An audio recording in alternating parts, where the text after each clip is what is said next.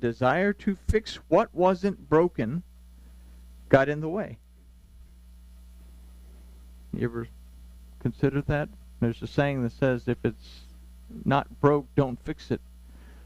But we're always wanting to fix things that aren't broke for some reason. I don't know. How many times has a good thing gone bad when we ignored what was broken because we felt like doing our own thing instead of making the necessary repairs? These are ideas that are important, as it is our carnal desire that is linked to our physical existence that causes physical destruction. This occurs when our spiritual connection to Yahuwah Elohim has been severed, being out of connection with Yahuwah Elohim. And we'll turn the page. It's weird not hearing all the rustling going on.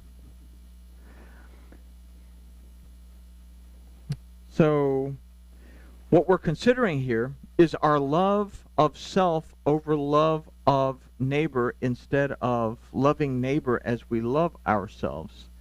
Considering love of ourselves over our neighbors as opposed to loving our neighbor as we love ourselves. So now we're getting to a point where we're self-centered. Ego. What I want is best for me. What I want is best for all of you. What I want is best for the community. What I want is best for the state, the nation, the world. And we found that this mentality has brought on a lot of war, a lot of hardship, a lot of destruction, a lot of death, a lot of unhappiness. So, within the scope of these concepts, we'll see the destructive nature, and we'll take a look at that in verse 6. At their presence, the peoples are in anguish. All faces have gathered blackness. So the word mipanav literally means before the face. This word is followed by the word yachilu, that's used here for anguish, but literally means to twist or to pervert. It also means to have a fear, to have trouble, and to grieve. It also means to wait with expectation and to have hope. So maybe there's a positive in all of this. We are, however, faced with the word amim, that means people, that from its root, again, we've considered means a dark or dim perception of something. So, before we formulate any ideas, let's consider the balance of the verse that says, all faces have gathered blackness. They like the blackness thing, I guess. So we can consider this to be a result of the first verse that says, or the first part of the verse, when we allow ourselves to be separated from Yahweh and His anointing, we are operating solely on our emotional or physical state. That because of this, we gather ourselves to blackness. That's going to be something that doesn't mean blackness at all. That comes from the word farur, that does not mean blackness, but rather it means to glow for illumination. In other words, our rebellion, in the midst of our rebellion, we try to produce our own light, to show our own way. Now, the root of this word is fa'ar, that means to honor oneself or to hold oneself in high esteem. So in its simplest form, we can understand here, or at least consider that when we allow ourselves to be separated from Yahuwah and His anointing, we are operating solely on our emotional or spiritual state. Although we still may have an expectation of hope in Yahuwah Elohim, we are separated, and thus we are twisted and in a twisted and perverted state of being, so much so that even in our fear, trouble, and grief, we are still functioning within our dark or dim perception, while at the same time keeping ourselves lit by our own self-honoring. So that's a lot of words. Pharaoh would not let the people go. Elohim, we read, and he hardened his heart. But literally, Pharaoh would not let go of his dark or dim perception. And Elohim kavod his heart. He honored his heart. He honored what he wanted, and as a result, gave him the plagues. Allowed the plagues to happen. Pharaoh brought the plagues into his own life. Elohim didn't do them out of wrath. So, in verses 7 and 8, we have to realize and truly understand that when we are separated from Yahweh Elohim and doing our own thing, the Satan has no need to entice us with burdens. And here is something that we have to grasp. When we are separated from Yahweh Elohim, the Satan does not have to entice us by laying burdens in our midst. Okay? He backs off. Say, everything's going great. I must be doing a great job. So here, we take a look at verse 7, and we'll kind of take a look at it a little bit topically. They run like mighty men, they climb the wall like men of war, and they move on everyone in his way, and they entangle not their paths. In a sense, this type of Superman strength is felt. I can do all things through me who strengthens me. I have a great relationship with God because my life is all rosy. Even though I feel miserable most of the time, everything goes okay. I don't have any problems, right? We do our own thing and are oblivious to one another. The needs of our neighbor become irrelevant, and we have no desire to become entangled in their paths. I am self-serving. It's all about me. I'm sorry that they have problems, but I'm sure they'll figure it out. Verse 8, neither does one thrust another. They march everyone on his own highway. They break through the weapons and suffer no harm. Again, topically, we're so caught up with our own greatness that we don't concern ourselves with the presence of those around us. We are content to stay on our own path, dismissing the idea that we are separated and in essence cut off from any real relationship with Yahweh Elohim. We're oblivious to the idea that we're actually walking alone. We are shielded from harm, as the Satan will not seek to allow burdens to those who have been enticed away from Yahweh Elohim. Again, we go back to falsehood gives us a false sense of security. Now, when we start to walk in truth, what happens? All of a sudden we're bombarded with all kinds of garbage that would make us think, well, what I was in was truth because I didn't have any problems, but now I've changed my point of view and I'm walking what I think is according to the Torah, and now everything is falling apart. Yahshua said that in the end, many will grow cold. What has Christianity taught over the years? That you're saved since the 1800s, that you're going to be raptured away, and then all of a sudden this tribulation strikes, and it's the worst thing that's ever happened worldwide. And all these people that thought that they were going to escape it are now faced in the middle of it, and they're saying to themselves, God doesn't exist because I'm still here. All of that was a bunch of nonsense. And they fall away from seeking any kind of relationship with Elohim. And that's kind of a broad generalization of what happens. People say that, they're praying for Aunt Agnes to live. And everybody wants to believe that Aunt Agnes is going to live. And they pray for her, and the word is spoken, Aunt Agnes will live, and the relatives of Aunt Agnes are so happy. And then Aunt Agnes dies the next day. And all of a sudden, none of that God stuff makes any sense. Because Aunt Agnes died. And, well, it was God's will, simply doesn't cut the mustard. We have to be truthful with people.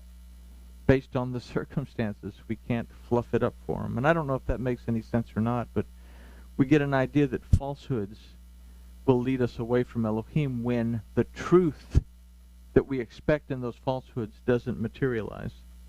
Anyway, the basic explanation for verses 7 and 8 is that there is a separation from Yahweh Elohim and that there is no desire to fight it. This leads to the first phrase of this verse that says, they leap upon the city, which is found in the words Ba'ir Yasoku, that literally mean, in the city they will run to and fro. So if we consider Job, when Yahweh asked the Satan where he had been, he stated, I've been on the earth, going to and fro. We follow in line with what the enticements of the Satan allow us to believe. They're not bad enticements that hurt us, but they are enticements that lead us to believe that we're in a relationship with Elohim when we're not. The word Ba'ir offers a choice within its root. One root, Ur, means to wake up, while the other root, Ur, means to be laid bare or to be exposed. It means to be naked. We have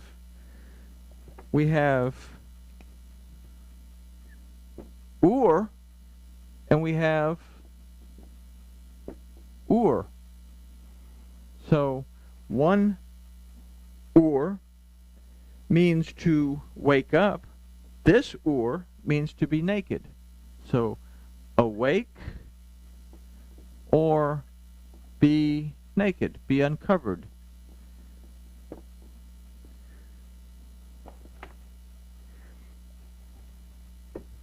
So if we consider that to this point, what has been discussed is doing one's own thing according to one's passions, desires, and appetites, we must consider that one is either aware that he is naked and that teshuvah needs to be made, or one is aware that he is naked and is content to remain that way or to cover himself up with fig leaves. His own perception of wealth and prosperity. Go back to Ish and Isha. They didn't want to admit to their wrongdoing. They wanted to pass on the buck. They were dressed in the fig leaves. Elohim had a different idea. You don't want to admit to what you've done. You don't want to admit to transgressing the word. Then he took the fig leaves and he gave them clothing of skin to represent this is a carnal state of being. That now something has to be given in order to redeem you from this carnal state of being. So the idea is that we realize we're naked and we make teshuvah in order to come out of that state of being, or we realize we're naked and we really just don't care. We just cover it up in order to say that everything's okay. This requires us to answer a very important question. Do I believe that Yahweh Elohim exists? Because if I don't believe that Yahweh Elohim exists, then it's no problem going to church and taking the Bible in, waiting patiently for the pastor to stop bumping his gums so we can make it to Applebee's on time, and not worrying about the Bible staying in the car because I really don't need to study all that God stuff. I get enough of it the hour and a half that I'm at church a week. So, anyway, now I'll get off the soapbox there. The word for wall is bakhoma, that aside from wall means to join or to be in union with. The word for run is roots, that means to drive away. So we can consider an idea of driving away a union because of one's desire to cover up one's nakedness. With this in mind, we can consider the next phrase that says, they climb up into the houses and they enter in the windows like a thief. This we can consider from a point of view of customs and traditions.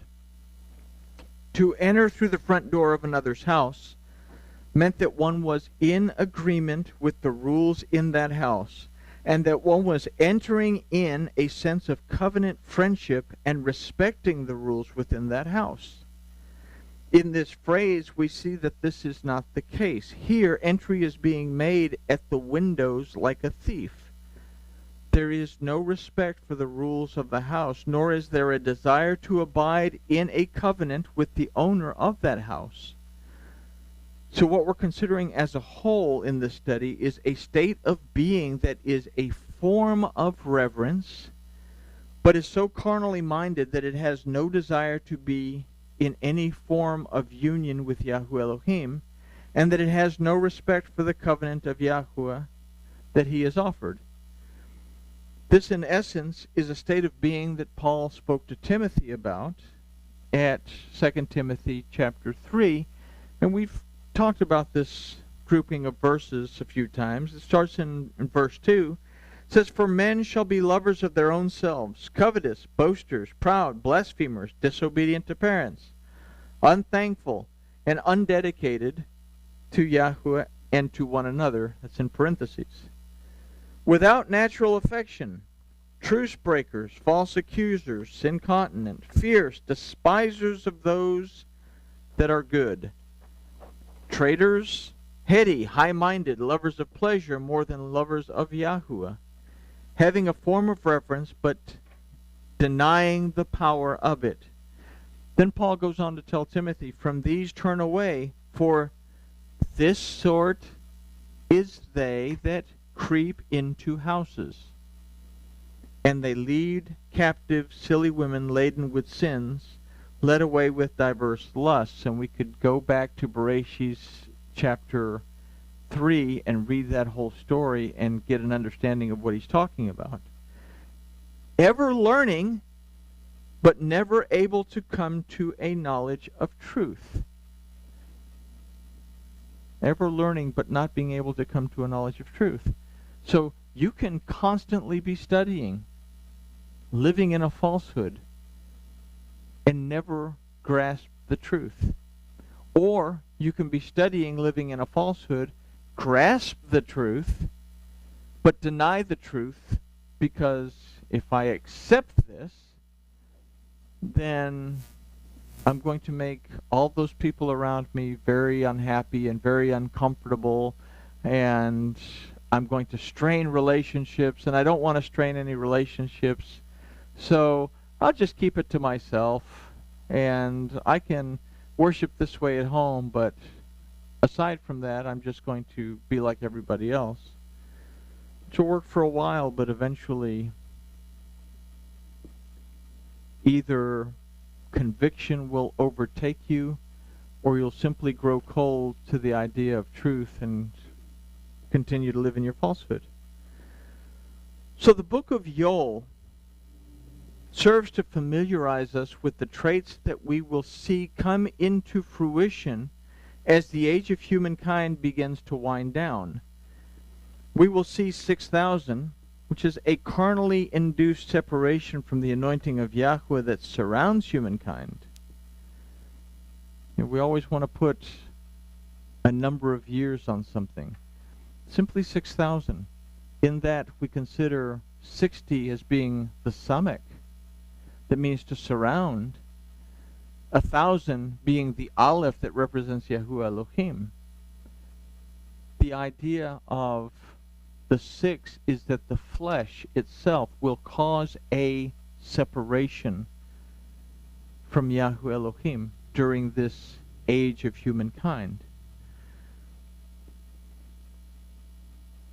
It will also be a separation between the remnant, the sheep at the master's right hand, and the refugee, the goats, at the master's left hand. And we're all familiar with the story in Matthew, where the master arrives and he says to the sheep, to the lambs, "Come sit at my right hand. When I was hungry, you fed me. When I was thirsty, you gave me to drink," blah, blah, blah. And on the other group, the goats, he says, "Come sit at my left hand, because you didn't do anything for me when I needed you to." And they want to argue that they did. So we are being given clues and examples so that we may test ourselves and make the adjustments necessary so that we find ourselves in the right place when the time comes. And it ends with, where are you now? Now, we talked about the man picking up sticks, doing his own thing, and ultimately receiving the penalty for doing your own thing. This is Yeshayahu, Isaiah 58, verses 13 and 14. It says, if you do turn back your foot from the Sabbath, from doing your own pleasure on my dedicated day, and shall call the Sabbath a delight, and dedicate the day, or the dedicated day of Yahuwah, honored, or Yahuwah will honor and he will esteem, or honoring Yahuwah and esteeming. Now, most of our Bibles it says it, but the word is ma'asot, that literally means them, or him, shall I say. So literally it says esteeming him, and not doing your own ways, nor finding your own pleasure, nor speaking your own words. So what it's saying is, if you will make teshuvah and keep his rest, this brings esteem, this brings honor to Yahuwah Elohim. But you have to be able to do what? Not go your own ways, not find your own pleasure, not speak your own words. You have to walk according to what Elohim says. If you will do that, verse 14 says, then you shall delight yourself in Yahuwah, and I shall cause you to ride on the heights of the earth, and feed you with the inheritance of Yahweh of your father, for the mouth of Yahuwah has spoken. Basically, if we will find our rest in him, find our rest in his word, then we honor our Elohim. Isaiah 58, 13 and 14. We have a choice. And in this study, it shows us what is happening. That we have a lot of people that are straying off, wanting to do their own thing based on their own interpretation. But we have to focus on, what does the Torah tell us specifically? What commandments does it tell us to keep? And then keep those commandments. Because we are redeemed. We don't do it because we have to. We do it because we want to have a relationship with Yahuwah Elohim. Then that is our study of Yoel, part 12. And I'll bring you the notes on Friday. I apologize for not having those today. So I guess grooviness is achieved. So there we go.